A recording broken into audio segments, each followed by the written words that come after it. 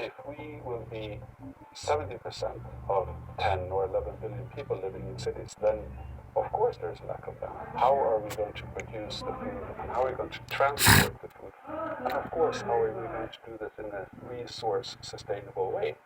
To me, that's the last part, because the obvious part is the land issue. That's why it's vertical. The project that we do in Linköping, that's based on a new building coming up.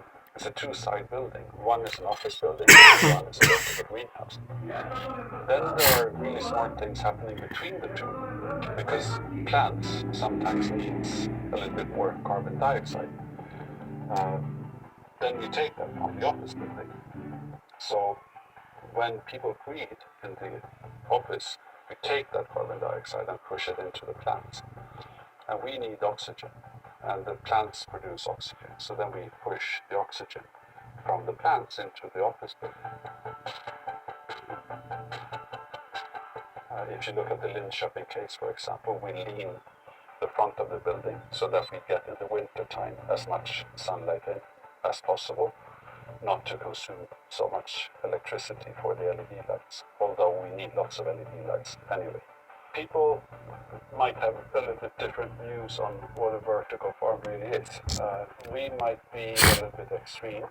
To us, vertical farms are industrial scale food production, like a food production line that you can compare to a car production line, and you do it on a vertical, not horizontal, but vertical. Small scale farming is really good. I do it too in my home garden. It's really nice. But if you want to have 15% of the food production in cities, then you have to think very, very different. In the industry of greenhouses, in many places all over the world, where you have big scale production, you would have a conveyor belt that you grow food on, meaning that you have planting on one end of the conveyor belt, and then the plants move very slowly during the whole period that they mature, let's say 30 days. After 30 days, they reach the other end of the conveyor belt, and then you harvest over there. What would happen if I took the conveyor belt and made a spiral out of this? I would do exactly the same thing. I would find out a way to get it down again. But essentially, I would grow with the same material, the same way, and I would use less footprint on the ground. He kept the principle, but he took away the conveyor belt, moving everything at the same time. Instead, he had drawings for a small little robot that moved piece by piece.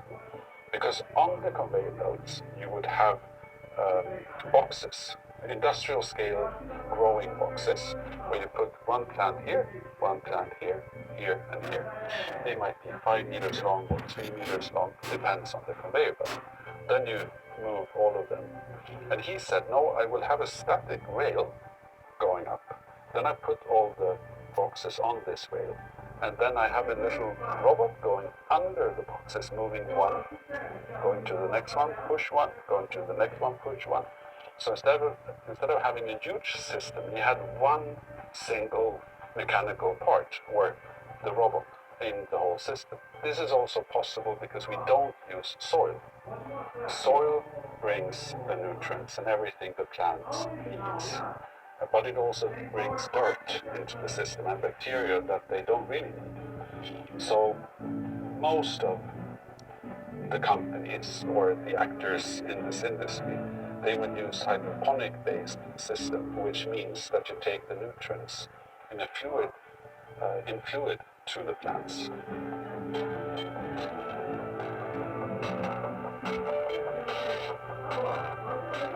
Over the next 2 years, I think that we will see much more projects coming up, like the one that we initiated in Linköping. But it has been very hard. We're chasing the future infrastructure of cities because we really believe that if no one has the guts to try, we won't have the solutions in time.